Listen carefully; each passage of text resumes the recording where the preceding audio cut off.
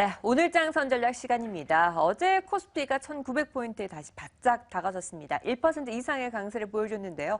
아주 오랜만에 외국인과 기관 동반 매수를 보여줬습니다. 38거래일 만에 지난해 12월 1일 이후로 외국인들이 매수로 전환에 성공을 했는데, 자, 이런 추세가 계속 이어질 수 있을지 남은 시장 전망과 함께 전략을 세워보도록 하겠습니다. 한국투자증권 이프렌드웨이의 박지영 차장과 함께합니다. 안녕하십니까?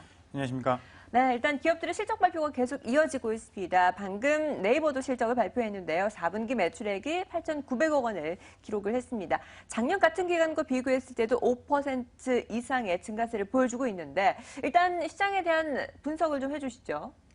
어제 수급에 대해서 좀 말씀을 드리면요. 오랜만에 외국인이 사자로 전환이 됐는데 여기에는 이제 두 가지 요인을 좀 봐야 할 것 같습니다. 유가와 환율인데요. 네. 최근에 제가 계속 이 방송을 통해서 언급을 해드렸는데 유가는 사우디계 자금이 계속 빠져나가고 유가 하락 때문에 사우디계 자금이 계속 빠져나가고 있다라고 말씀을 드렸습니다. 그런데 최근에 유가가 바닥을 찍고 올라오면서 이런 부분들 선물 시장에서 간간히 이제 매수가 들어올 때를 보면요. 전날 이제 유가가 좀 강했었거나 중국 증시가 좀 강했을 때 현물은 사지 않지만 선물 시장에서 좀 매수하는 모습을 보여주고 있거든요.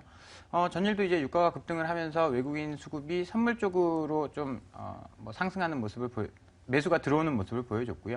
현물 쪽에서도 마지막에 매수 전환되는 모습을 보여줬습니다. 그래서 유가가 좀 상승을 해줘야 중동계 자금이 안 빠져나갈 것 같고요. 그 외에 이제 작년에 이제 1년 전반으로 보면 중국계 자금이 상반기에 매수를 하다가 하반기에 매도로 돌아섰습니다. 전체 총 규모로 보면 이제 소폭 매도로 돌아섰는데요. 이것도 지금 위안화 환율과 문제 좀 연관되어 있다라고 보시면 될 것 같습니다. 위안화 환율이 약세를 보이면 중국계 지금 자금의 이탈이 굉장히 중국에서의 외국계 자금이죠. 이탈이 굉장히 강하게 나타나고 있는데요. 그렇다라고 본다면 중국도 전 세계에 뿌려놨던 자금들을 좀 회수하는 모양새를 좀 보이지 않을까라는 생각이 좀 듭니다. 그래서 외국인 수급은 유가 환율을 좀 보시면서 체크를 해 보셔야 할 것 같습니다. 유가가 좀 반등을 해야 외국인 매수가 좀 들어올 수 있을 것 같고요. 환율도 우리나라 환율이 좀 강세를 보여줘야 외국인이 손실이 나지 않거든요. 우리나라 환율이 계속 약세를 보인다라는 것은 외국인은 앉아서 주식으로도 깨지고 환율로도 깨진다라는 이야기가 됩니다. 그렇기 때문에 환율의 흐름이 좀 강세를 띄워줘야 되고요. 유가가 좀 올라줘야 외국인의 수급이 지속될 수 있다라는 말씀을 좀 전해드리도록 하겠습니다. 네, 완전한 추세 전환이라고 판단하기는 섣부른 것 같습니다. 일단 유가와 환율의 움직임 체크해 보시면서 외국인 수급을 포착해 봐야겠습니다. 자, 그리고 어제 시장에서 또 눈에 띄는 업종군들이 있었는데요. 어제 건설 기업들이 일제히 동반 강세를 시현했습니다. 그 가운데에서도 또 눈에 띄게 주목해 볼 만한 기업이 있다면 어떤 기업이 있을까요? 네, 건설주가 강세를 띄는 최근에 조선주도 바닥에서 좀 올라왔어요. 유가와 네. 무관하지 않다라고 보는데요. 중동에서 저희가 건설을 좀 많이 하고 있었지 않습니까? 그런 부분 이제 유가가 상승을 하면 중동 특수가 다시 좀 나타날 수 있다라는 점에서 주가가 좀 올랐던 것으로 보이고요. 그리고 이란이 핵 협상을 마치고 국제 무대로 복귀를 지금 하고 있습니다. 지금 보시면 강남에 테헤란로가 있잖아요. 테헤란에는 서울로가 있습니다. 예전에 그러니까 제재를 받기 전에는 그만큼 두 국가의 친밀도가 굉장히 높아졌습니다. 지금 박근혜 대통령도 이란의 순방을 지금 예정하고 있다라는 뉴스들도 나오고 있는 상황이고요. 그래서 지금 이란이 국제사회에 복귀를 한다라고 한다면 그쪽에 예전에 레퍼런스가 있었던 기업들, 건설업체, 현대건설이라든지 대림산업 이런 업종들은 수혜를 받을 수 있을 거다라는 분석에 주가가 좀 큰 폭으로 상승을 했고요. 관심 가져볼 만한 종목으로는 대림산업을 말씀을 좀 드려보겠는데요. 대림산업 같은 경우에는 건설업이다라고 할 수도 있겠지만 절반 정도의 수익과 매출은 화학 쪽에서 나오고 있습니다. 지금 스프레드가 개선이 되면서 화학제품 스프레드가 개선이 되면서 이쪽 부분의 실적이 좋아지고 있거든요. 그래서 대형 건설사들 중에 상대적으로 이익이라든지 수익이 괜찮은 상황입니다. 여기다가 지금 이란 경제제재 해제 시에 가장 큰 수혜를 예상을 하고 있는데요. 앞서 말씀드렸듯이 GS건설, 현대건설과 함께 이란에서 가장 많은 경험을 보유하고 있습니다. 지금 2015년 말 이란 공사잔고가 1,000억 원이 있거든요. 대형 건설사 중에 이란 공사잔고를 가지고 있는 회사는 대림산업이 유일하고요. 공사 현장이랑 사무소를 유지했기 때문에 만약에 수주를 받으면 가장 빠른 공사를 진행을 할 수 있는 회사가 대림산업이다라고 보신다라고 한다면요. 대형주 중에는 대림산업을 좀 관심 있게 보셔도 좋을 것 같습니다. 네, 알겠습니다. 이란에 대한 경제 제재 해제를 통해서 수혜를 입을 것으로 예상되고 있는 건설주 가운데 대림 산업을 최선호주로 꼽아주셨습니다.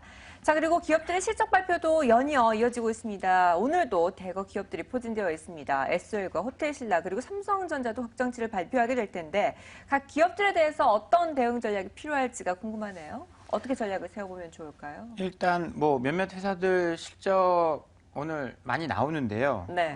몇몇 회사들의 실적을 좀 준비를 해봤는데 포스코 네. 같은 경우에는 매출은 58조 6,800억 원, 영업이익이 2조 5,900억 원 정도 컨센서스가 뭐 형성이 되어 있습니다. 지금 삼성전자 확정 실적이 나오고요. SOL, 호텔신라, 네이버, 한국항공우주 등이 실적 발표를 할 것으로 보이는데요. 뭐 이 중에 사실 삼성전자는 예상 실적 발표했는데 예상치보다 좀 적게 나왔어요. 네. 포스코 같은 경우에는 실적이 그렇게 좋을 것으로 예상을 안 하고 있고요.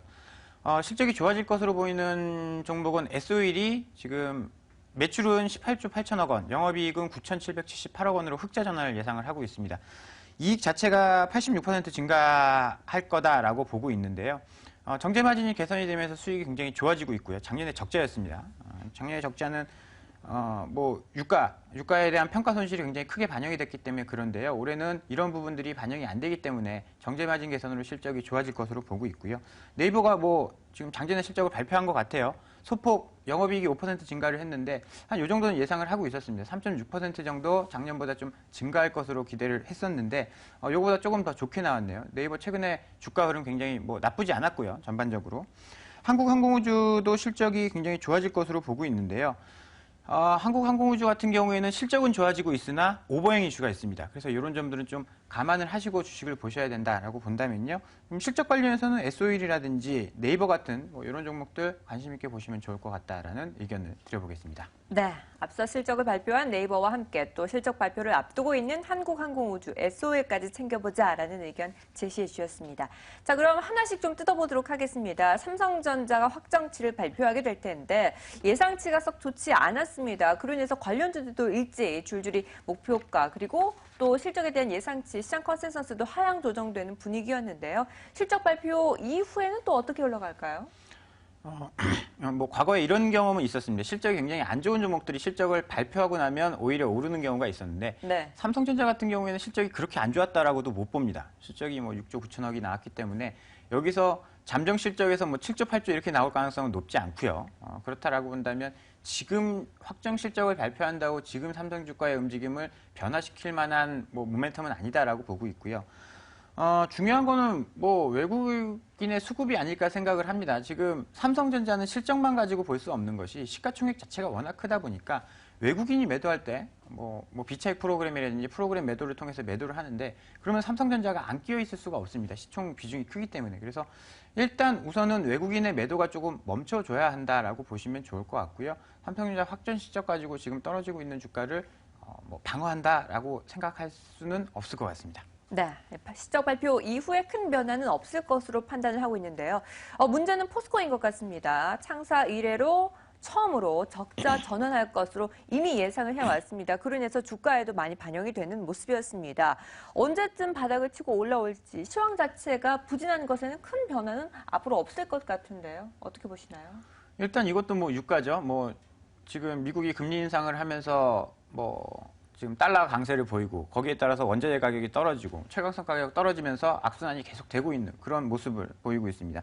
네. 지금 반등에 대해서는 유가가 반등을 하고 원자재 가격이 올라온다라고 한다면 어느 정도 기대를 해볼 수는 있겠지만 가장 중요한 것은 지금 중국의 몇몇 기업들이 좀 도산을 한다거나 그렇게 해줘야 되건지 그러니까 우리나라 입장에서 봤을 때는 중국이 뭐 기업들에 대한 지원을 계속 하고 있습니다. 우리나라도 지금 금리가 낮다 보니까 뭐 좀비 기업을 구조조정한다 이런 이야기 많이 하고 있는데 중국 같은 경우에도 마찬가지거든요. 철강업체들 계속 지원을 해주다 보니까 뭐 포스코보다 훨씬 안 좋은 회사들도 그냥 정부 지원으로 이제 근근히 살아가고 있습니다. 그러면서 공급이 계속 과잉되고 있는데요. 이런 부분들이 어느 정도 해소가 돼줘야 주가가 좀 본격적으로 반등하고 실적이 좋아질 수 있을 것으로 보고 있습니다. 뭐 삼성전자랑 하이닉스 예를 들어봐도 예전에 반도체 시장이 굉장히 치킨 게임을 할 때는 뭐 이 회사 좋다 반도체가 뭐 전망이 있다 하더라도 주가가 그렇게 오르진 못했는데 일단 다 정리가 되고 마이크론, 하이닉스, 삼성전자 이제 3자 구도로 치킨 게임이 마무리되고 나서 주가가 굉장히 큰 폭으로 상승을 했거든요. 포스코도 뭐 비슷한 논리로 접근을 하시면 좋을 것 같습니다. 국제사회에서 안 좋은 이제 철강 기업들 무너질 것들은 좀 무너지고 포스코 자체도 사업을 굉장히 많이 벌려놨습니다. 지금 그것을 구조조정하고 있는 중인데요. 이 구조조정이 좀 마무리가 돼야 본격적으로 실적이 개선될 수 있지 않을까라는 의견들을 좀 드려보도록 하겠습니다. 네, 구조조정이 마무리되고 또 유가가 반등을 해야지만이 턴어라운드 할 수 있을 것으로 포스코에 대해서 판단을 하고 있습니다. 당분간 단기간에는 회복이 어려울 것으로 예상이 되고 있는데요.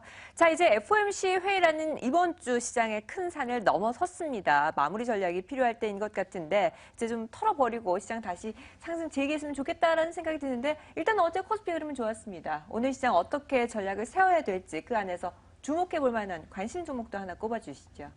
일단 어제 FOMC에서 그렇게 좋은 결과가 나오진 않았습니다. 뭐 예상하고 있었던 대로 인플레이션에 대한 우려를 하고 있는 상황이었고요. 그래서 미국 시장이 하락을 했어요.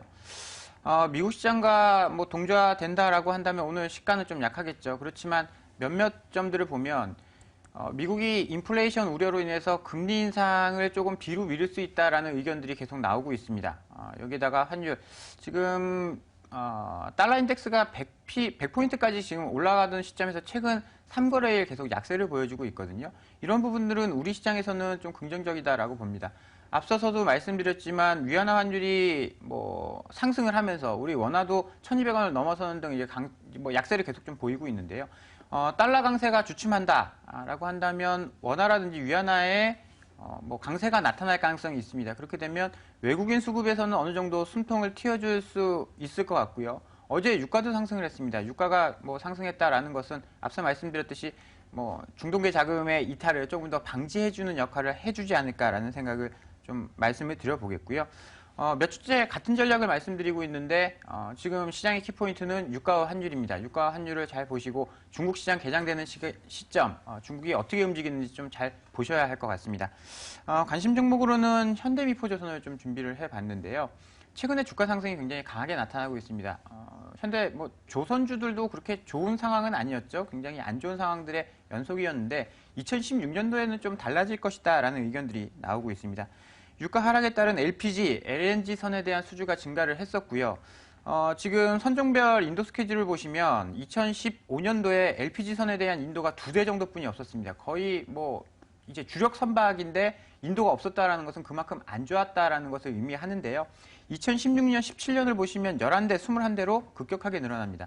LNG, LPG 선은 PC 선에 비해서 이제 그 선가 하락이 상대적으로 낮았습니다. PC선이 한 30% 정도 가격이 조정됐는데요. LNG, LPG선은 한 15% 정도로 선방을 했습니다.